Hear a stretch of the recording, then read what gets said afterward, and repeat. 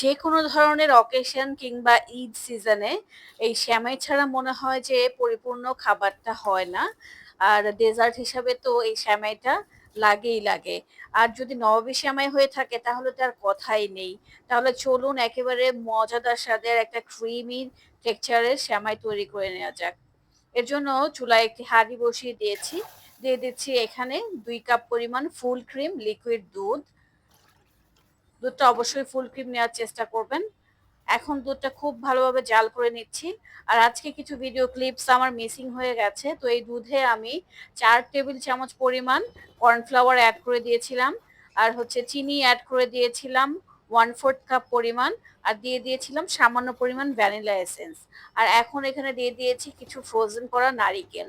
তো আমি যেই ইনগ্রেডিয়েন্ট গুলো বলেছি ওই ইনগ্রেডিয়েন্ট গুলো আপনারা অবশ্যই একটু নোট করে নেবেন। তারপর এই দুধটা এভাবে জাল করে নেবেন। তো কর্নফ্লাওয়ার যেহেতু দেয়া হয়েছে এটা খুব দ্রুত ঘন হয়ে যাবে। আর এখানে গুঁড়ো দুধও আমি ইউজ করেছি প্রায় 1/3 কাপ পরিমাণ।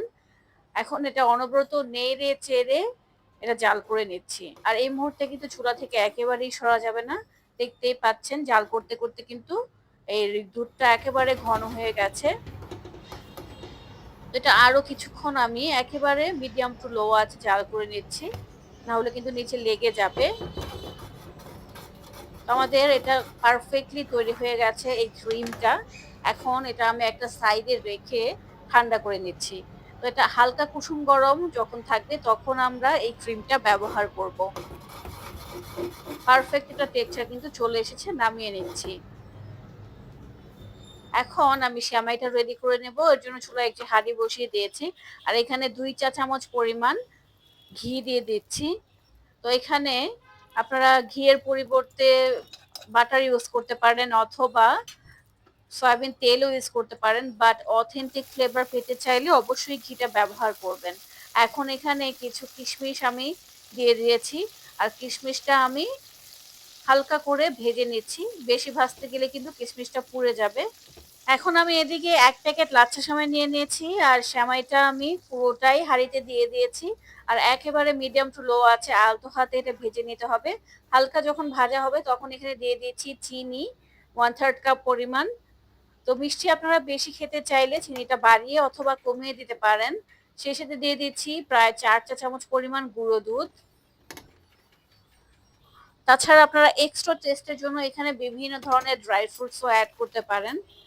তো একেবারে মিডিয়াম টু লো আছে অনবরত আমি নেড়ে চেড়ে এটা ভেজে নিচ্ছি। ভাজতে ভাজতে দেখবেন চিনির একটা ক্যারামেলাইজড হয়ে যাবে আর হচ্ছে একটু সুঘ্রাণ বের হবে। সেই সাথে গুঁড়ো দুধটাও একটু ভাজা ভাজা হবে, সুন্দর একটা ফ্লেভার বের হবে। আর চুলা থেকে কিন্তু একেবারেই নড়া যাবে না। আলতো হাতে এগুলো সুন্দরভাবে ভেজে নিতে হবে।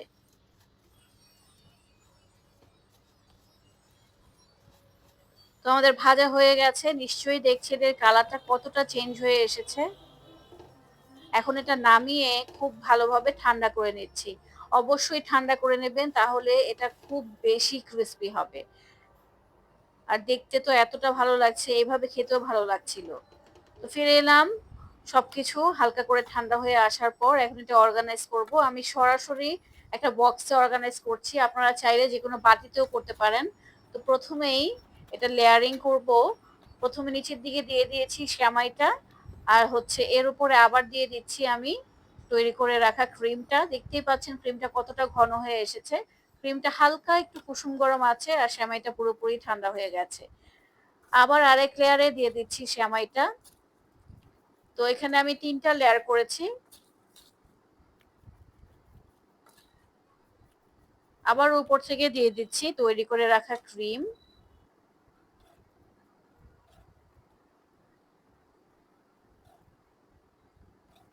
আর উপর থেকে আবারও দিয়ে দিচ্ছি সেমাই। এটা লেয়ারিং করার পর আপনারা ফ্রিজে মিনিমাম ২ থেকে ৩ ঘন্টা স্টোর করবেন, তাহলে এর টেস্ট আরো প্রপারলি পাবেন।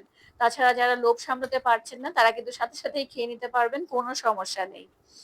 তো দেখতেই পাচ্ছেন আমি ২টা বক্স এভাবে অর্গানাইজ করে নিয়েছি। এখন আপনাদের একটু নামিয়ে দেখাচ্ছি যে সেমাইটা কিরকম হয়েছে। তো এটা যখন আপনারা ফ্রিজে সেট করবেন তখন এটা আরো এই ক্রিমটা সেট হবে। আর এভাবে ঝরঝরা হয়ে যাবে না। তো তো সময় আপনাদের হাতে নিয়েই সেমাইটা তৈরি করবেন। আর একটু লোভটা সামলিয়ে এটা ফ্রিজে সুন্দরভাবে সেট করে নেবেন। দেখতেই পাচ্ছেন জাস্ট অসাধারণ লুক এসেছে। আলহামদুলিল্লাহ খেতে তো জাস্ট অসাধারণ। তো আপনাদের কাছে আজকের রেসিপিটা যদি ভালো লেগে থাকে অবশ্যই লাইক, শেয়ার, কমেন্টস করবেন। ইউটিউব চ্যানেলটা সাবস্ক্রাইব করে দেবেন আর ফেসবুক পেজ থেকে যারা আমাকে দেখছেন এবং শুনছেন সবাই পেজটি ফলো দিয়ে রাখবেন, ভিডিওগুলো শেয়ার করবেন এবং কমেন্টস করবেন। আজ এ পর্যন্তই, সবাই ভালো থাকবেন। আল্লাহ হাফেজ। আসসালামু আলাইকুম।